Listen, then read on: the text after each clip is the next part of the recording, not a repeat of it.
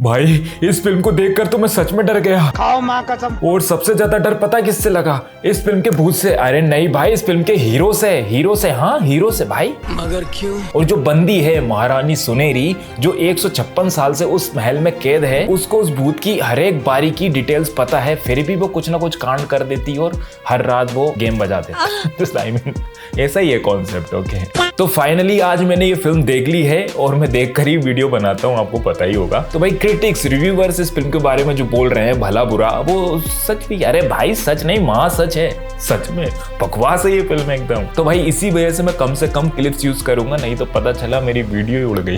तो भाई एक एक करके पूरी डिटेल्स में बात करेंगे आराम से। तो दोस्तों सब झमाझम, मेरा नाम है नीरज और मैंने देखी haunted 3D ghosts of the past. ऐसा ही नाम है ना? नहीं, नाम चेंज कर दिया था यार, इकोस ऑफ द पास्ट। भाई हमारी वीडियो आने से पहले हमारा थंबनेल बन जाता है और उसमें कैप्शन क्या है वो भी आ जाता है। और डायरेक्टर साहब आपने पूरी फिल्म बना ली, लेकिन आपको यही नहीं पता कि मुझे फिल्म का नाम रखना क्या चाहिए। लास्ट मोमेंट में आपने नाम चेंज कर दिया, डिप्रेशन। तो भाई इस फिल्म की कहानी है देव नाम के एक आशिक की, जिसका दिल टूट चुका है। वो एक डायरेक्टर भी है और जो बहुत जल्दी सक्सेस के करीब है। ऐसे में जब उसको दिल का धक्का लगता है, धोखा मिलता है, तो वो भाई एक शांत महल में चला जाता है। अब उस पूरे महल में ही है, जो भी है सब कुछ उस महल में ही है। वहां पर उसकी मुलाकात एक सुनेरी नाम की महारानी से होती है। वो भाई रात में मिलती है बंदे से, दिन में उसके आते पते नहीं रहते। और महल में भी एक तरफ के दरवाजे खुले रहते हैं और रात में दूसरी तरफ के दरवाजे खुलते हैं। तभी तो उन दोनों की मुलाकात होती है। अब बंदी 156 साल से उस टाइम लूप में फंसी हुई है। उसके पीछे रीजन है, एक बंदा उसके पीछे पड़ रहा था, मंत्री वहां का, और उसने उसको फंसा दिया। अब वो जो महारानी है वो कैसे फंसती है, मैं सच में कंफ्यूज हूँ, क्योंकि मैं 2026 में बैठा हूँ और मुझे राजा महाराजाओं की कुछ नीतियों के बारे में पता भी है। तो राजा महाराजा अपनी औलादों को बहुत सारी चीजें सिखाया करते थे। अब ये महारानी जो है सुनेरी, ये सीखी कि नहीं सीखी आई डोंट नो।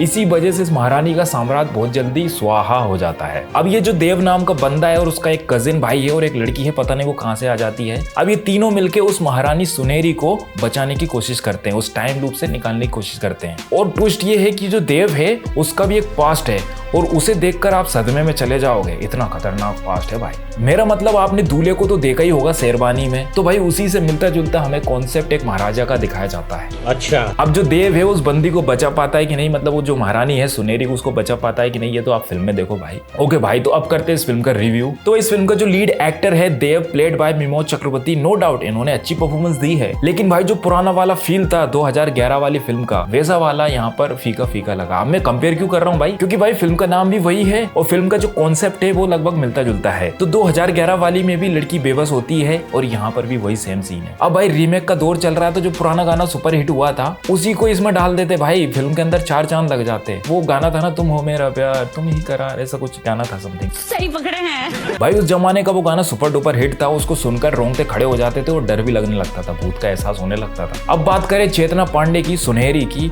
तो भाई बंदी ने अच्छा काम किया है नो डाउट, लेकिन जो डायरेक्टर बोलेगा वही तो करना पड़ेगा, जो स्क्रीन प्ले में लिखा हुआ है वही तो करना पड़ेगा। अब जैसे मैंने वीडियो के इंट्रो में बोला था कि 156 साल से बंदी फंसी हुई है, एक एक डिटेल भूत की आपको पता है, फिर भी आप बार बार गलतियां क्यों कर रही हो भाई? वो गलतियां नहीं है, वो फिल्म को आगे बढ़ाने की ट्रिक है, समझ रहे हो, चीट कोड है ये। कह दो कि ये झूठ है। अब बात करें डायरेक्शन की, तो विक्रम भट्ट हमेशा से पुरानी चीजों पर खेलना पसंद करते। तो भाई ये जो ग्रीन पर्दा आपने यूज किया है, जो सेटअप लगाया है, पूरा सेट बनाया है महल का और सबका, इसको थोड़ा और अच्छा कर सकते थे यार, हमको कुछ नहीं पता। ओके भूत की बात भी कर लेते हैं। तो जो भूत बनाया है आपने, उस भूत से ज्यादा मुझे सच में हीरो से डर लग रहा था। क्यों बोल रहा हूँ मैं ऐसा भाई, आप फिल्म देखोगे तो समझ जाओगे। बंदे को एक लाइब्रेरी में किताब के अंदर नोट मिल जाता, उसके अंदर क्या लिखा हुआ सब कुछ पता है भाई, डिप्रेशन। अब रही बात भूत की, तो वो देखने में भूतिया नहीं लग रहा, वो लग रहा है दिया सच में। क्या बोला तूने? क्योंकि जितना पावरफुल उसे दिखाया है स्टार्टिंग में, पुलिस भी थर्रा रही उससे, लेकिन लास्ट मूवमेंट में जिस तरह से उसका हाथ कटता है भाई, क्या था वो। अब मेकर्स के और सुनेरी के हिसाब से उस भूत को दिखाई नहीं देता, सुनाई देता है तो क्या उसको गंध भी नहीं आती क्या?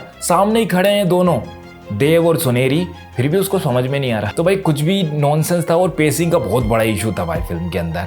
ये फिल्म ज्यादा से ज्यादा 1 घंटा 20 मिनट की हो सकती थी, 2 घंटा फालतू खींच लिया। लेकिन भाई फिल्म की कहानी और उसका कॉन्सेप्ट बेहद जबरदस्त है, लेकिन भाई इनको है ना बनाना नहीं आया, पता नहीं कहीं ना कहीं तो यार। और सबसे बड़ी गलती तो BFX, जो कि सच में पूरी तरह से नकली। जो 4 कीड़े दिखाए ना लास्ट में, भाई वो क्या थे पता ही नहीं, कौन से घेरे से उठा के लिया है उनको। यहाँ पृथ्वी पर तो ऐसे कीड़े नहीं मिलते। इवन फिल्म का विजुअल्स एंड सिनेमेटोग्राफी एकदम बकवास है। इस फिल्म की राइटिंग भी उतनी मैच नहीं होती कैरेक्टर से। तो यहाँ पर एक बूढ़ा कैरेक्टर होता है। अब भाई जो बूढ़ा कैरेक्टर है सदियों से पूरी जिंदगी निकल गई उसके इंतजार में, उस महाराजा के इंतजार में। अब जब नेविगेशन काम नहीं कर रहा तो देव पूछता है कि महल का रास्ता किधर से है। तो वो जो ओल्ड कैरेक्टर है उसको पहचान नहीं पा रहा। हाउ भाई कैसे? अगर वो ऐसा नहीं करते तो फिल्म की कहानी आगे कैसे बढ़ती? अब फिल्म के मिड में सडनली एक बच्चा मोबाइल चोरी करके भागता है देव का, और वो फोन उस बूढ़े को दे देता है। तो भाई जब तुम पहली बार उसे मिले थे तभी तो बता देते, हो सकता है देव के लिए और भी चीजें आसान हो जाती, मतलब महारानी सुनेरी के लिए यू नो। लेकिन फिल्म की कहानी आगे कैसे बढ़ती? अरे हाँ यार मैं गलत हूँ भाई, सॉरी। लेकिन भाई फिल्म का बीजीएम ठीक ठाक है, अच्छा काम किया बीजीएम ने। अब सुनो भाई, फिल्म के अंदर दो टाइमलाइन चल रही है, एक तो 1870 की और एक 2026 की। अब जो पुरानी टाइमलाइन के बंदे हैं वो कहीं से कहीं तक लगते ही नहीं आपको पुराने लोग। Okay, come to the final verdict, इस फिल्म को देखना चाहिए या नहीं देखना चाहिए? तो मैं बस इतना कहूंगा कि अगर आप टीन एज में हो तो हो सकता है कि ये फिल्म आपको भावुक कर दे और पसंद आ जाए, और अगर आप जेनजी में हो और थोड़ा और ऊपर हो तो मे भी आपको ये फिल्म बिल्कुल पसंद नहीं आएगी, क्योंकि फिल्म में है नहीं कुछ देखने लायक। सच बताऊं तो फिल्म की कहानी बेहतरीन है लेकिन इन्होंने अच्छे से काम नहीं किया उस कहानी पर। और 2026 चल रहा है यार, हर बंदा वीएफएक्स और सीजीआई के बारे में जानता है। कम से कम भूतिया फिल्म थी तो उस भूत को तो अच्छे से बना लेते। Depression. Come to the rating, तो भाई मैं इस फिल्म को रेटिंग नहीं दे सकता, रेटिंग से ऊपर है ये फिल्म भाई, बहुत ऊपर। I hope you enjoy this video. If you enjoy please the like button, subscribe the channel. मिलते हैं अगली वीडियो में, टिल देन बाय।